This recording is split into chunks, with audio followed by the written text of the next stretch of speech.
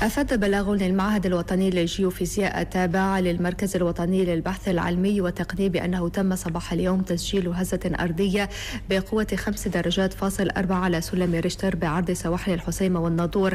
وأضاف المصدر ذاته أنه تم تسجيل هزتين ارتداديتين بعرض سواحل الحسيمة والناظور. معطيات أوفى نتابعها في تصريح ناصر جبور باحث بالمركز الوطني للبحث العلمي والتقني. هذه الهزة الأرضية أحست بها الساكنة في جل المناطق الساحلية وأيضا مناطق جنوب الأندلس.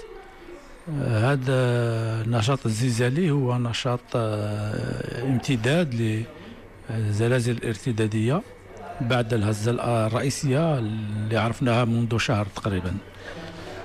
فقط يكون هناك تغير في النشاط الزلزالي من حين لآخر بين أسبوع آخر، وأيضا يوميا أيضا بين زلازل صغيرة لا تشعر بها الساكنة إلى بعض الزلازل تكون نسبيا قوية مثل هزة اليوم.